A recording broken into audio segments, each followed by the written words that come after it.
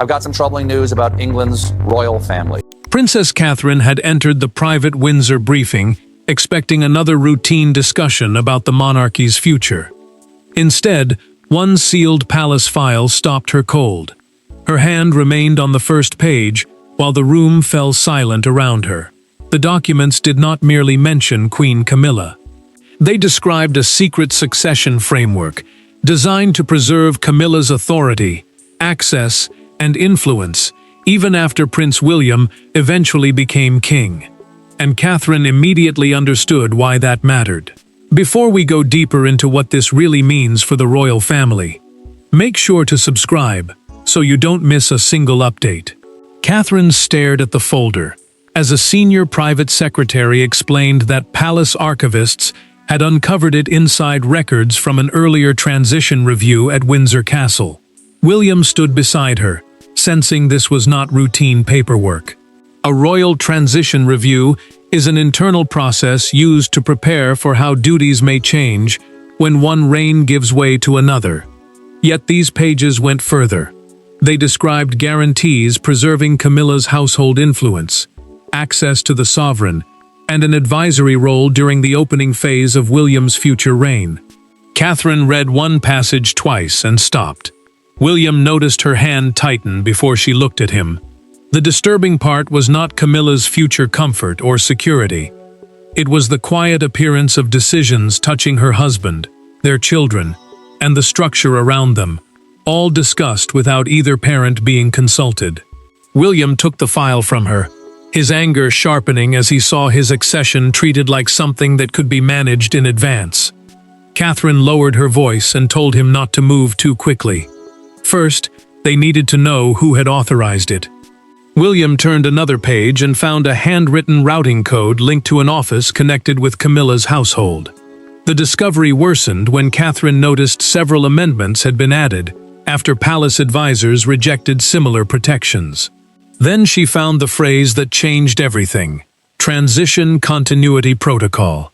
In this dramatized account, that meant an internal proposal setting out how royal households would operate during the transfer from one monarch to the next. One clause appeared to keep Camilla inside the future king's decision-making circle even after Charles's reign had ended. William reached the final page. Catherine watched his expression change. A date had been entered beside the last revision, and both of them recognized it immediately. This had not begun in some distant constitutional exercise. The proposal had been rewritten after a private family confrontation they both remembered. And once Catherine saw that date, the question was no longer whether Camilla had planned for the future. It was how long she had been planning around William. The documents carried legal language, palace codes, and carefully measured phrases. But behind every sentence stood three people with completely different fears. Catherine feared what the plan could mean for her children. William feared that his future authority had already been negotiated behind his back. And Camilla, sitting elsewhere inside the royal estate, faced a fear she had spent years trying to outrun: the possibility that one change of reign could erase everything she had fought to secure. Catherine stepped into the Windsor corridor and stopped before William could move ahead. The references to George, Charlotte, and Louis had changed the meaning of the file for her. This was no longer only about palace influence or future access. William's eventual accession would place him on the throne and move George directly beneath him in the line of succession, the formal order determining who inherits the crown. Any secret planning around that transition therefore reached straight into their family. Catherine could tolerate politics. She could not accept her children being written into arrangements their parents had never seen. William listened without interrupting, but his anger had not faded. The prince understood that every future sovereign would inherit duties, traditions, and responsibilities. Yet these drafts suggested something more dangerous: that parts of his future household might already have been shaped before he had any authority to object. He turned back toward the briefing room and asked for every version of the document. Catherine followed because she knew the differences between those drafts might reveal whether they were looking at caution, ambition, or something far more calculated. Camilla received the call minutes later. She lowered herself into a chair as a private secretary told her that an old transition file had resurfaced at Windsor. The Queen Consort did not ask who had discovered it. She did not ask what Catherine had said. She asked only, which version? That single question carried its own confession. She knew there had been more than one. Her fear was not simply exposure. It was uncertainty over exactly how much had now been uncovered. William soon found the answer. The first draft dealt mainly with ceremonial arrangements and personal support. The second expanded access rights. The third went much further, suggesting that several appointments made during Charles's reign should temporarily survive into the next. That mattered because temporary appointments could still shape information, advice, and access during the most sensitive opening months of a new monarch's rule. Catherine then found another phrase buried inside the later pages: incoming consort structure.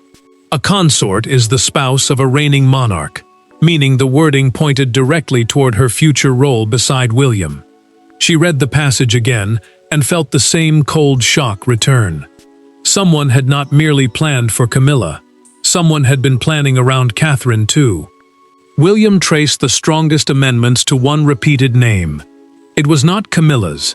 It belonged to a long-serving palace advisor who had attended a private family gathering 3 years earlier. The same evening Catherine remembered for the silence that followed one difficult conversation. To understand why that advisor became so important, Catherine and William would have to return to one evening when a seemingly ordinary royal dinner became the point of no return. Every palace crisis has a moment that looks harmless, until history turns back toward it. In this story, that moment came during a private dinner at Clarence's house. There were no cameras, no public speeches, and no dramatic announcement. Yet one conversation about the future left Camilla shaken, William guarded, and Charles trapped between them. Catherine remembered the silence afterward. What she had never known was that within 48 hours, the first succession proposal was being drafted. Charles raised the subject almost casually, speaking about long-term household planning and how the monarchy would eventually change when William became king. The king knew that accession meant more than inheriting a crown. It meant a new sovereign taking responsibility for advisors, staff, access, and the shape of the royal household itself. William answered calmly that every monarch had to be free to build the structure needed for his own reign. Nobody challenged him. But Camilla heard the warning beneath the calm. Catherine noticed the queen becoming quieter as the conversation moved on. Later, when the others briefly stepped away, Camilla leaned closer and asked whether William intended to clear everything away. Catherine chose her words carefully. She told her that the future king was not planning revenge, but he would take responsibility for his own reign. The answer was gentle, yet it offered no guarantee that advisors, informal influence, or privileged access tied to Charles would survive unchanged. Charles returned to the question later that evening. He asked William privately whether some continuity could be preserved for people who had served him loyally. The prince moved his chair closer and told his father that loyalty deserved respect, but respect was not the same thing as permanent authority. Charles understood the distinction, yet the words still hurt. The conversation ended without raised voices. That made the silence afterward even heavier. 48 hours later, the long-serving advisor identified in the hidden documents submitted a request for a confidential review of post-accession continuity protections.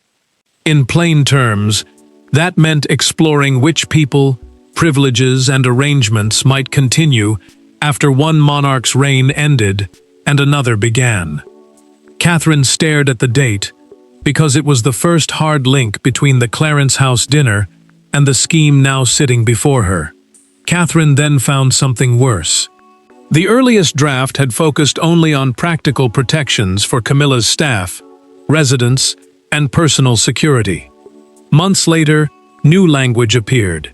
It proposed access to transition briefings and consultation rights, moving the plan from reassurance into influence. William followed the amendment dates and found the turning point. The strongest changes appeared immediately after another private meeting between Camilla and the advisor. His expression hardened. Documents could explain what happened, but only one person could explain why.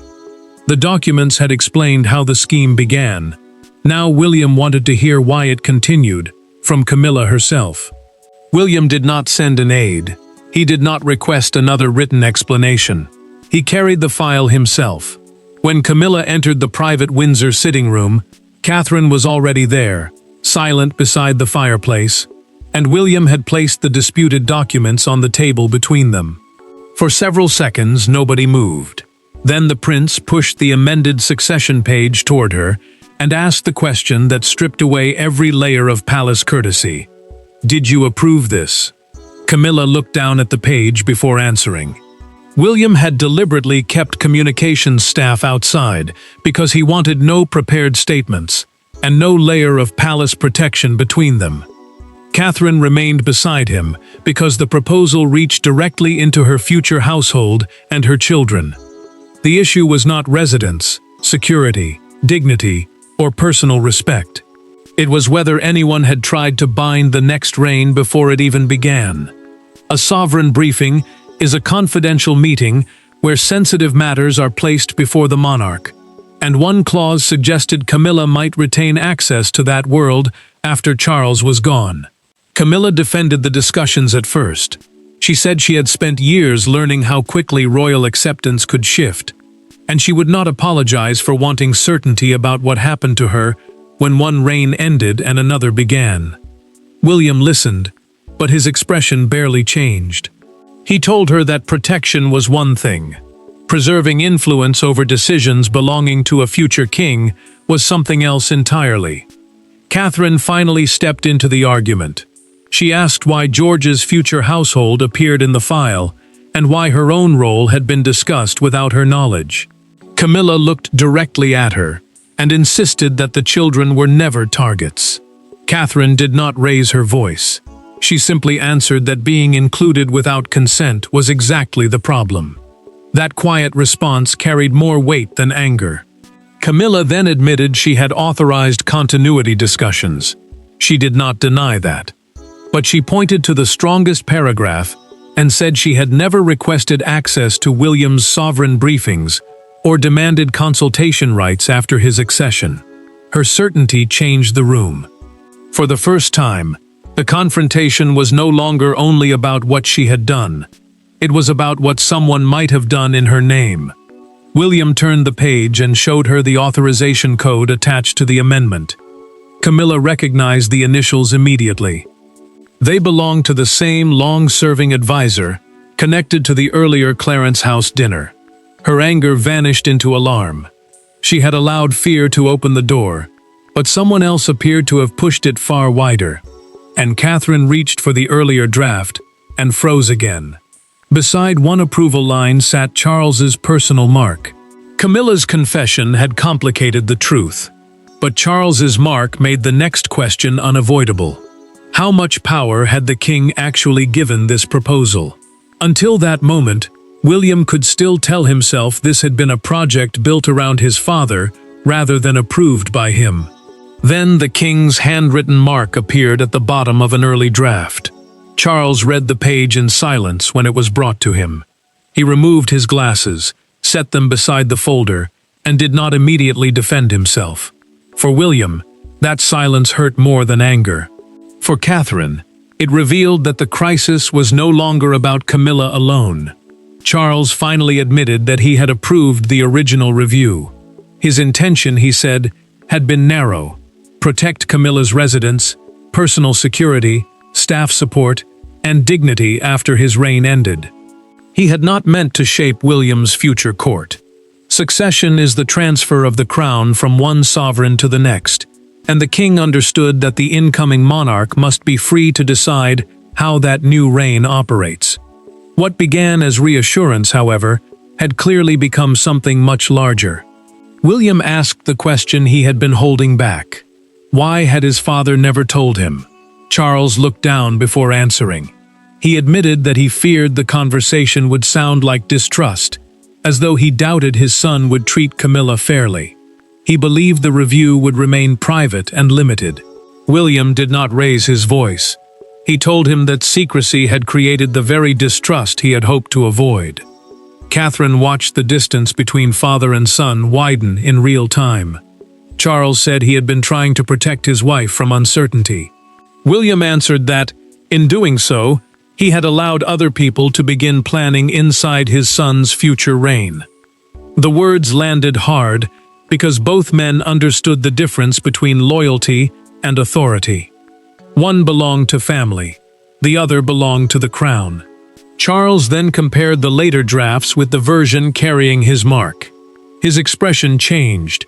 He insisted that he had never approved consultation powers, future briefing access, or any clause allowing Camilla to influence William after accession.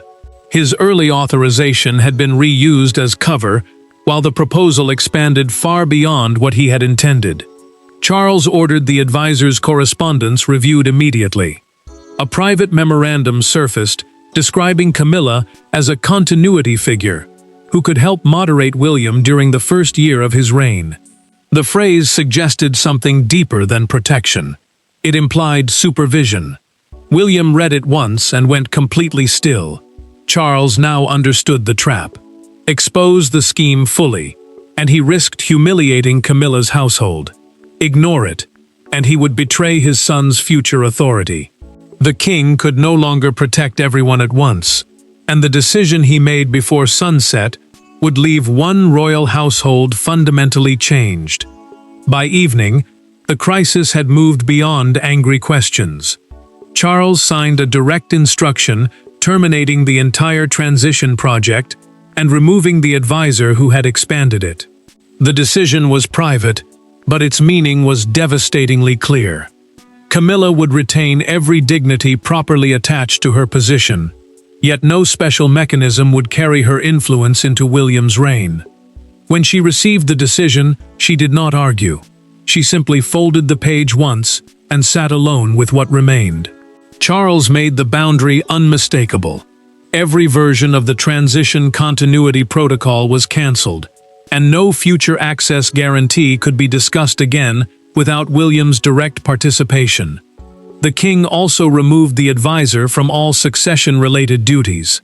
Succession planning is the process of preparing for the transfer of royal responsibility from one sovereign to the next, and he now understood how dangerous that process became when private fear was allowed to shape future power. Camilla received the instruction in her private sitting room after her secretary quietly withdrew. She stayed seated long after the door closed. The queen consort had spent years fighting for acceptance, stability, and a secure place beside Charles, and now the very attempt to protect that place had become the reason her future influence was being formally limited. She whispered that she had only wanted to avoid being discarded. The words did not excuse what happened, but they exposed the fear beneath it. Catherine felt the first real sense of relief since opening the hidden file, yet she refused to celebrate. She told William that publicly humiliating Camilla would turn a necessary constitutional correction into a permanent family wound. The prince agreed, though his trust had been deeply damaged. He wanted the scheme dead, not the family destroyed. Catherine understood the difference, and that restraint began changing the emotional direction of the crisis. Catherine then read the latest correspondence review and found something unexpected. Months earlier, Camilla had questioned one draft in writing and warned that William must never feel controlled by the arrangement. Yet she had stopped short of canceling the project.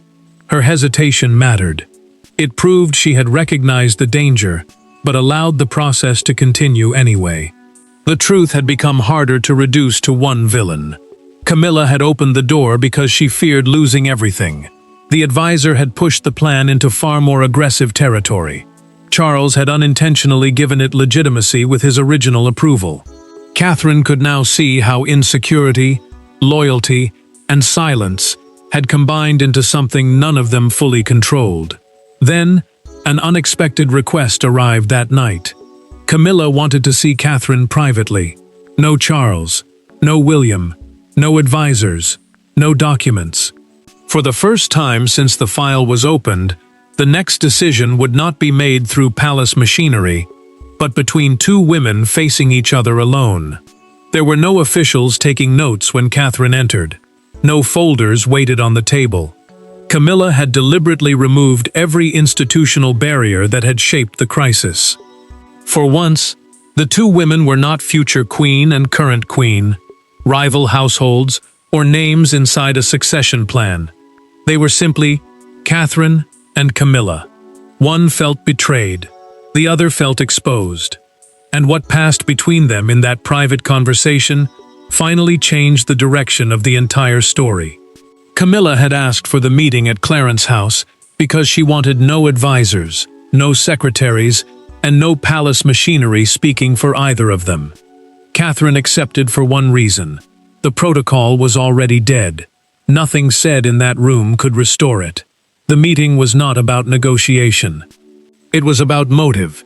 A transition protocol is simply a plan for how duties and access might change when one reign ends and another begins. And Catherine now wanted to understand why fear had been allowed to shape one so aggressively. Camilla admitted the truth without trying to soften it. The coming change of reign terrified her.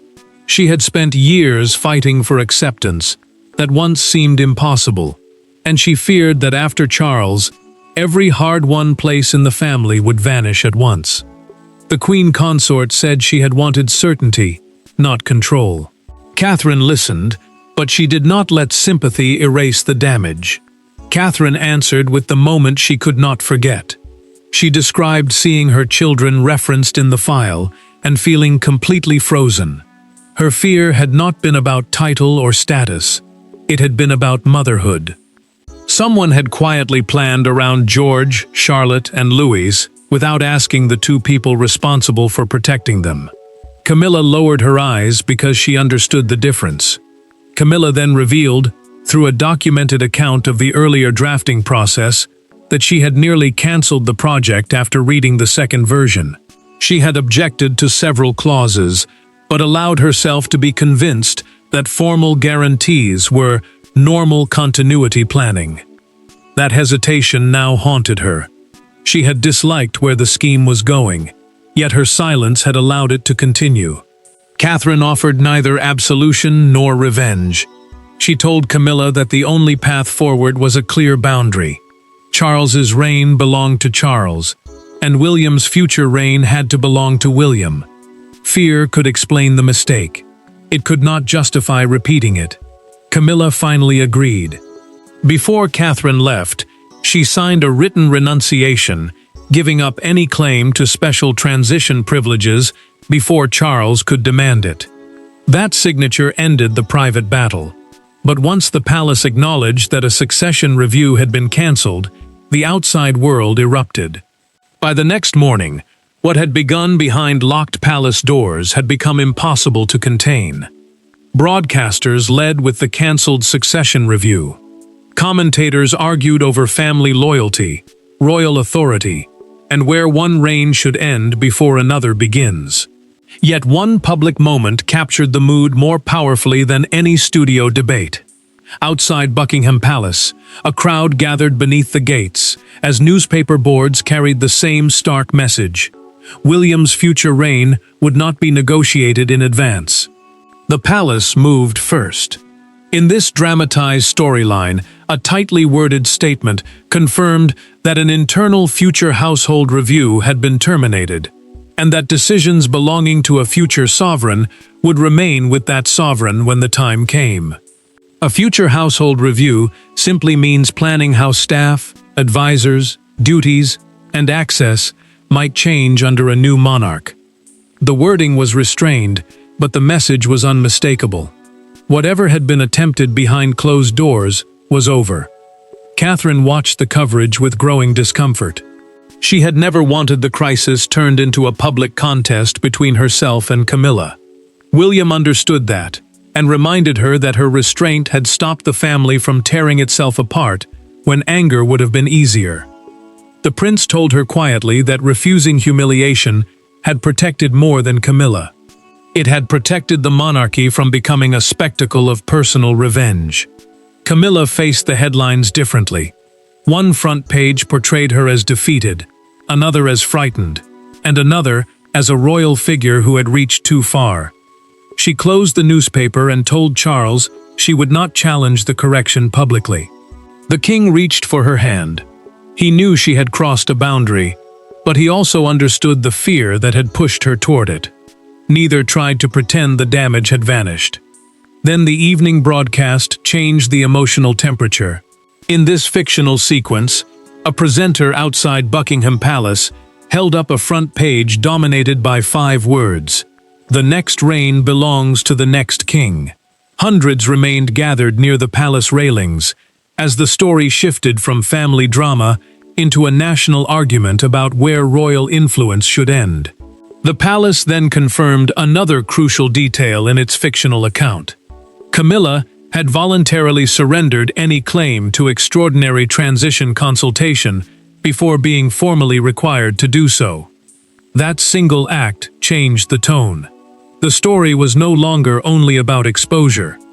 It was also about accepting a boundary once that boundary had been crossed. William knew the public debate could not repair private trust. Catherine knew it too. Charles and Camilla understood that the documents were gone, but the emotions behind them remained. The public had reached its judgment on the papers. Now the 4 people inside the story had to decide whether trust itself could survive them. The final meeting contained none of the fury that had defined the beginning. There was nothing left to expose. The documents had been examined, the protocol abolished, the advisor removed, and the limits made unmistakably clear. What remained was harder than investigation, because it required 4 people to live with what they had learned about one another. Catherine no longer looked frozen. William no longer needed answers. Camilla no longer defended the scheme. And Charles finally understood what his attempt to protect one future had endangered. Charles gathered William, Catherine, and Camilla in private, and confirmed that every expanded succession proposal had been formally voided. The king also made clear that the original protections would be rewritten around personal dignity, residence, and security only. Those protections mattered because they dealt with basic stability after a change of reign, not control over the next monarch. Active succession planning, meaning preparations for how royal authority passes from one sovereign to another, would no longer contain any hidden guarantees affecting William's future household. William answered with the principle that had driven him from the moment the first file was opened. When his time eventually came, he would inherit the responsibilities of the crown, but he would not inherit secret commitments telling him how to exercise them. The prince did not speak with anger now. He spoke with certainty. Charles listened because he finally understood that protecting one person could never come at the cost of limiting another sovereign before that reign had even begun. Camilla accepted her part without trying to escape it. She admitted that fear had pushed her toward guarantees she should never have allowed to grow. The queen consort acknowledged that she had recognized warning signs and still failed to stop the project completely.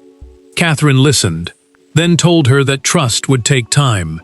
But she also made clear that she did not want this crisis turned into a permanent war between them. The woman who had once frozen over the documents now chose control over revenge. Charles then delivered the final revelation. He had personally ordered every offending draft removed from active succession planning and preserved only as historical records of a rejected process. No future advisor could revive them as standing instructions. William accepted that decision and chose not to punish Camilla beyond the destruction of the scheme itself. The advisor lost succession responsibilities. The extraordinary privileges disappeared, and future planning would involve the direct heir openly. The hidden documents had threatened to divide two reigns before the second had even begun. Instead, their destruction drew a boundary the family could finally understand. The crown may pass from one generation to another, but the next sovereign's freedom cannot be inherited with conditions. Thanks for watching. Please don't forget to like and subscribe, and we will see you in next one.